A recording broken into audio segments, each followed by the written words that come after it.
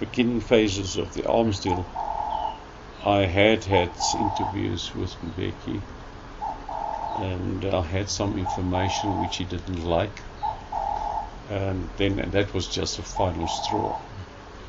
I mean, the arms deal, if we look at what happened with the so-called arms deal investigation, would you agree that Schabir Shaik and Tony Ngeni were the only two people that have been... Well, they were sacrificed, in the sense it was easy to sacrifice them.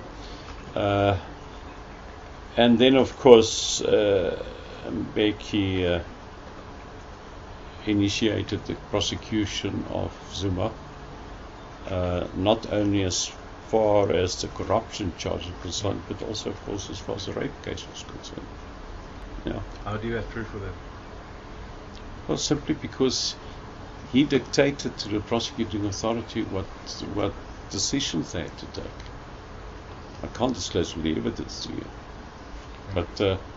but I mean, generally there was no doubt that he had a strong say in those. Whereas, I mean, NPA was supposed to be completely independent. Do you believe that the rape case was a setup? It was a setup. There was no evidence, and that is what Willem van der Merwe just found eventually. Were you involved in the spy tapes, in acquiring them, or... I have to ask you this.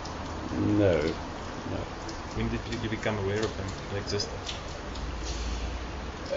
When some material pertaining to them was handed to me a number of years ago. A number of years ago? Yeah. By Mr. Zuma? Well, about various other things. Among various other things? Yeah. But now you're on a dangerous ground. You can just say if you don't want to answer. No, I won't answer that. Okay. Did you agree with the judgment in the Shaik trial? No. Why not? Because I didn't think there was sufficient evidence to believe it. I studied that record and I was surprised that the judge had arrived at the conclusion that... Do you still believe that after the SCA and the Constitutional Court has confirmed? Yeah, well, they were dependent on the record that was available, so I still don't agree with it. You believe there was a conspiracy against President Zuma?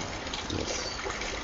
Do you believe the prosecution of Shaik and everybody involved in that prosecution, including the prosecutor and all the witnesses, were part of this grand conspiracy? I'm not saying that, but I believe that the NPA was given instructions to pursue the matter on that basis. Why? Because it was an unsound decision to do it on that basis. You just don't do it on that basis. By who? Instructions by who? The allegations were made at the time that Mbeki had given those instructions. To Bulelani, to Billy Downer, how would this work?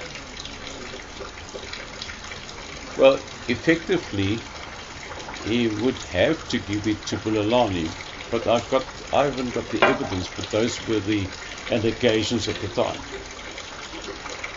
But you as believe with the that? rape case. That you believe that?